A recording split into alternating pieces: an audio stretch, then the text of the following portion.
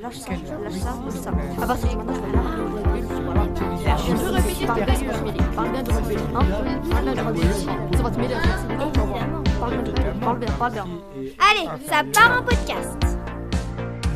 Bonjour et bienvenue dans la deuxième émission de Ça part en podcast. Nous sommes Lisa et Molly et on est ravis de vous retrouver pour un super programme. Cette fois-ci, nous aurons la chance de découvrir la vie d'une sirène australienne grâce à la chronique de Molly. Théo nous transportera dans un monde microscopique. Lisa nous proposera une boisson rafraîchissante. Le coffre de Yuri s'ouvrira pour révéler l'histoire d'un mot. Paulina nous interrogera sur un animal mystérieux. Et enfin, Adam nous donnera des nouvelles de la génération Alpha.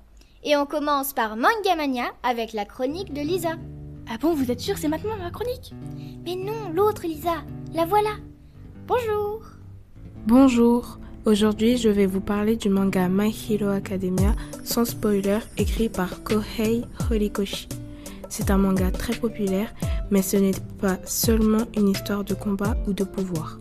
Ça raconte surtout ce que signifie être un héros et les efforts pour le devenir.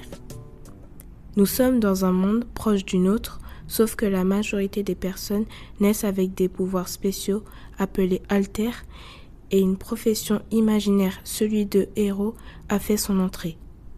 On évalue qu'environ 80% de la population possède un alter, ce qui a complètement changé la société.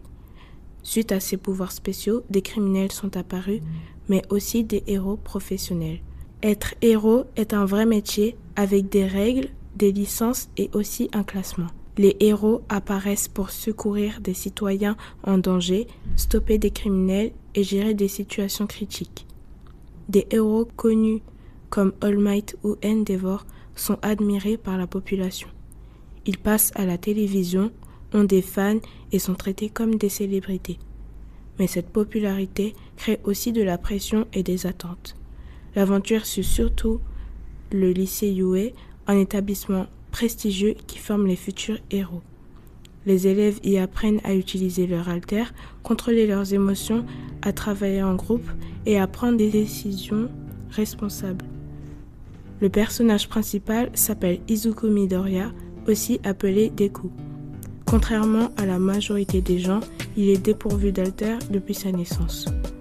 Malgré ça, Deku rêve de devenir un héros.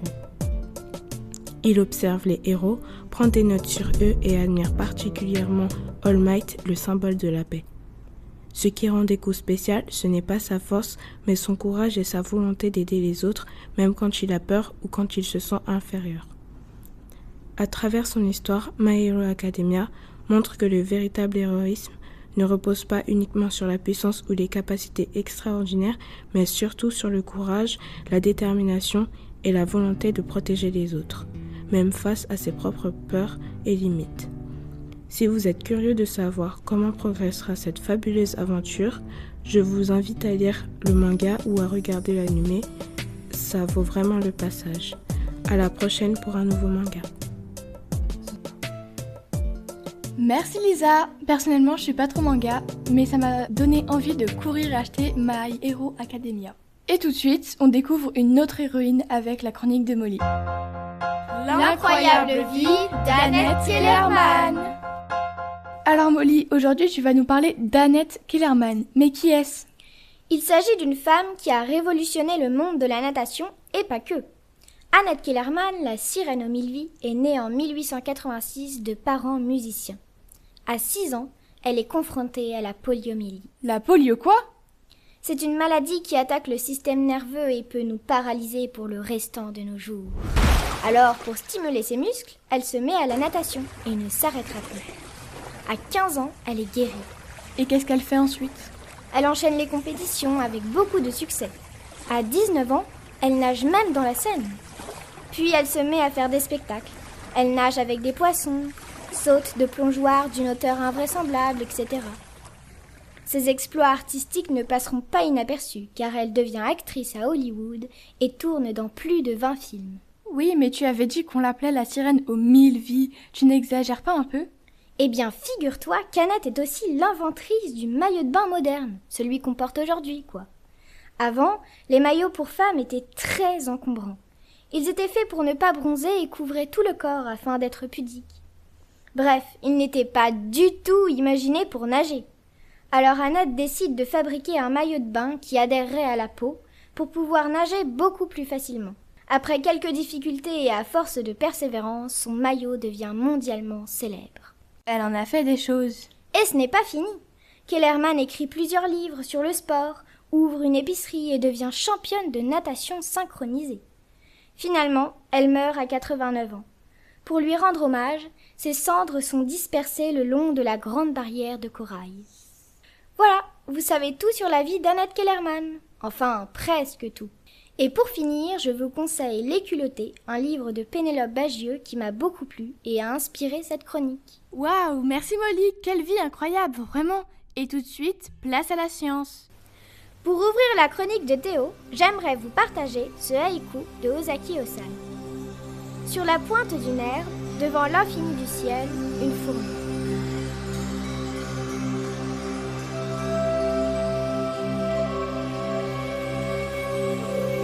Bienvenue dans Théo Théorie, un voyage vers l'infini.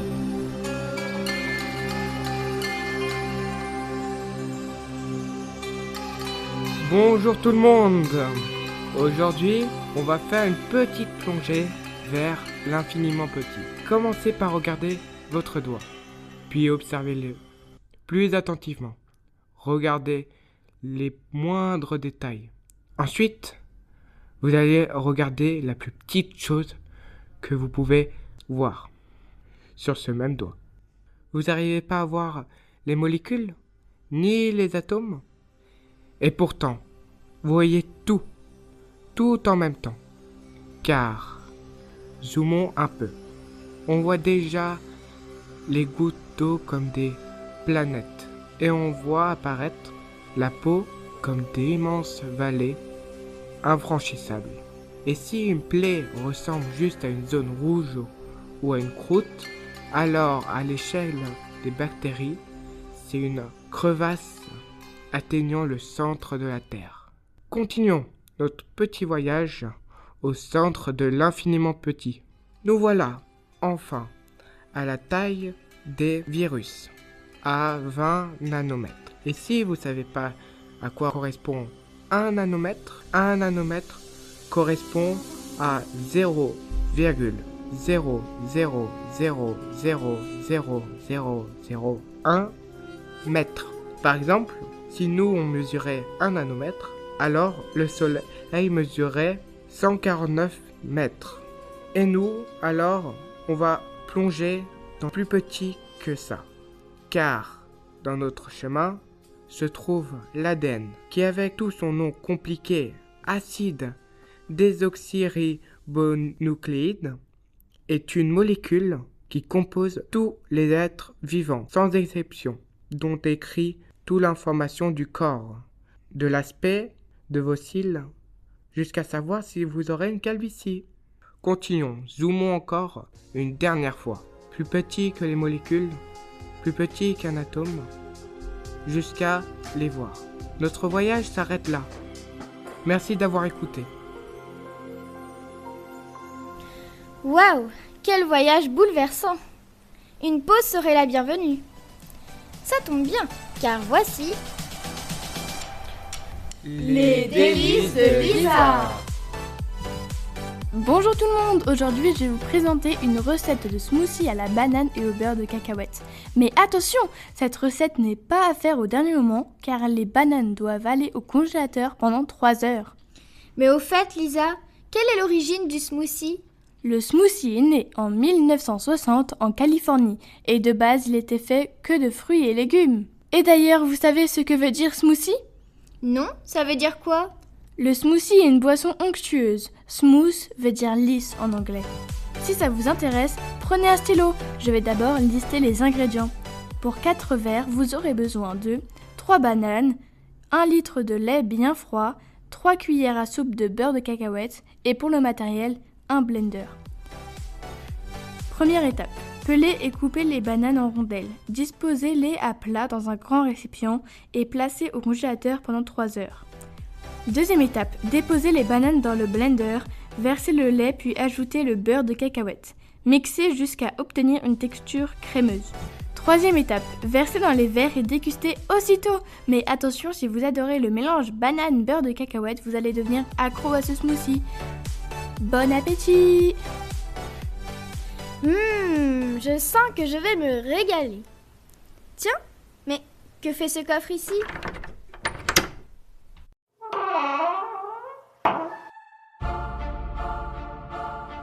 La clé des mots. Aujourd'hui, on va parler d'un mot qu'on utilise presque tous les jours, parfois avec un soupir, le mot travail. Mais d'où vient-il et pourquoi est-il si souvent associé à l'effort, à la fatigue, voire à la souffrance? Pour le comprendre, il faut remonter au latin. Le mot travail vient de tripalum. Et attention, le tripalum n'était pas un objet anodin, c'est un instrument de torture composé de 3 pieux. Tri pour 3, palus pour pieux. On l'utilisait pour immobiliser des animaux, et parfois des humains. À l'origine donc, travailler c'était littéralement souffrir. Avec le temps, tripalum a donné le verbe tripalere, qui signifiait faire souffrir, tourmenter. Au Moyen-Âge, le mot travail apparaît en ancien français pour parler de douleurs intenses, notamment de l'accouchement. On parlait des travaux de l'enfantement. Le sens de l'effort pénible est déjà bien installé. Puis progressivement, le mot évolue. Du sens de souffrance, il passe à celui de l'effort, puis à celui de l'activité nécessaire pour produire, pour gagner sa vie. Mais la trace de douleur, elle, ne disparaît jamais vraiment. Ce qui est fascinant, c'est que cette vision du travail n'est pas universelle. En anglais, par exemple, le mot « work » vient d'une racine germanique liée à l'idée d'action, de production, d'ouvrage. Le mot est beaucoup moins marqué par la notion de souffrance physique. On entend surtout l'idée de faire, de réaliser. En allemand, le mot « Arbeit » a longtemps été associé à l'idée de peine et de difficulté, notamment dans le contexte de labeur paysan ou ouvrier. Mais là encore, l'origine renvoie davantage à l'effort qu'à la torture ou à la douleur extrême. En russe, le mot pour travail est rabota. Il vient d'une racine très ancienne, rab, qui signifie esclave. À l'origine, le travail est donc pensé comme une activité imposée, accomplie sous la contrainte pour quelqu'un d'autre. Le lien entre travail et domination est ici très clair, inscrit directement dans le mot.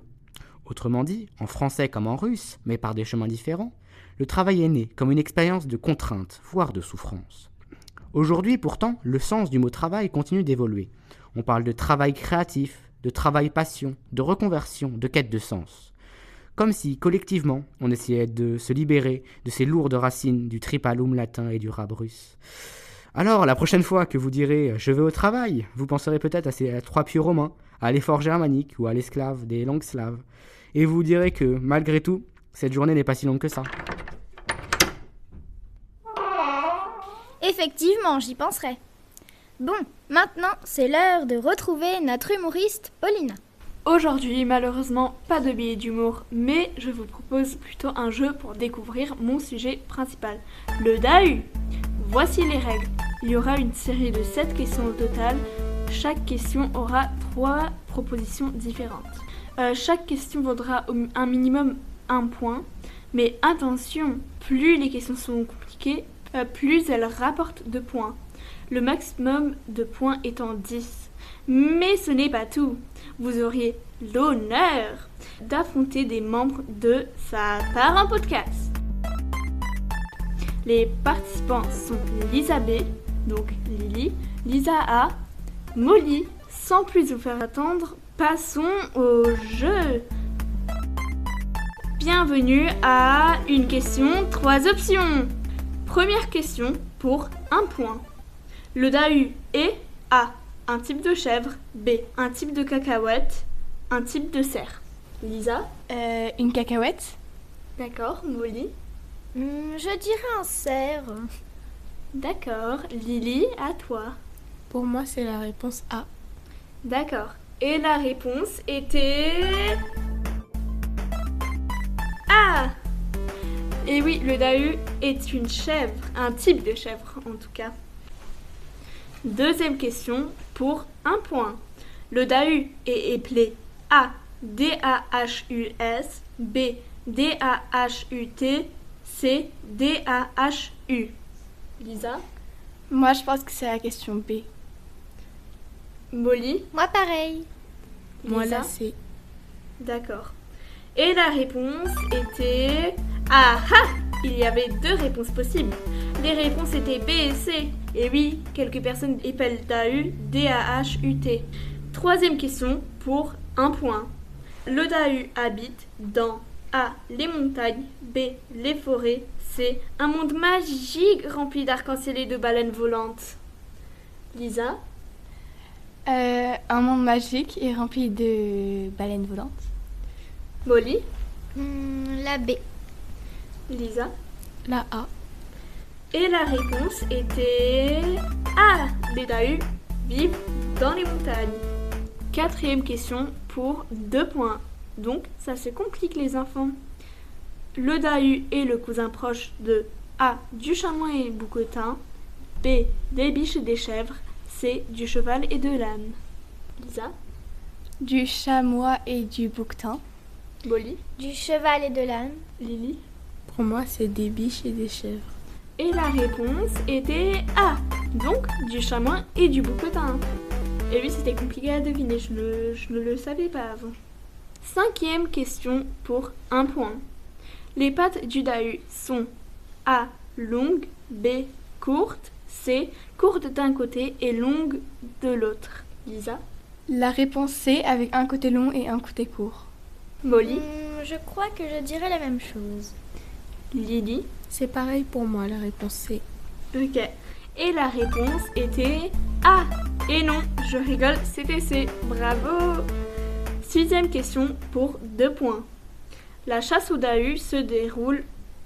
Attention, il y a 2 réponses possibles. A. Dans les montagnes. B. Dans une forêt. C. Près d'un lac. Lisa?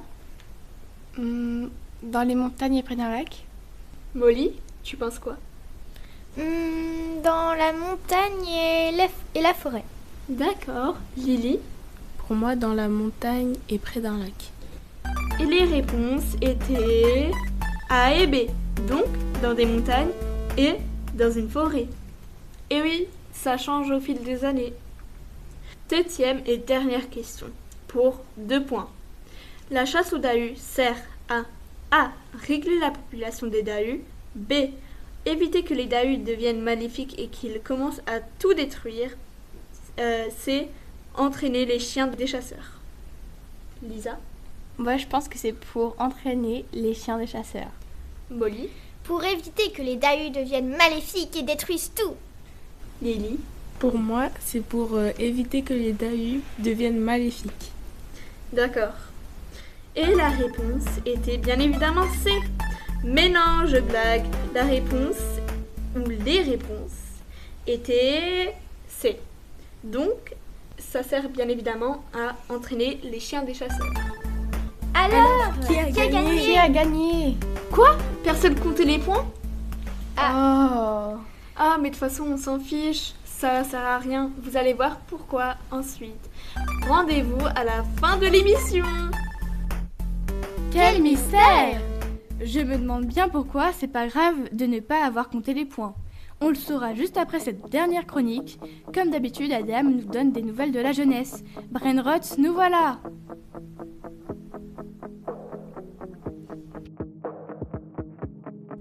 Des vidéos de 10 secondes, des cris, des couleurs flashées et des bruitages partout. Ce type de contenu a un nom, le brainrot. Et ce sont souvent les enfants, les fameux iPad Kids qui sont exposés dès leur plus jeune âge. Mais une question se pose, qu'est-ce que ce contenu fait réellement à leur cerveau? Le brainrot, littéralement cerveau pourri, désigne des vidéos ultra courtes, répétitives et très stimulantes. On les retrouve notamment sur TikTok, YouTube Short ou certains contenus pour enfants.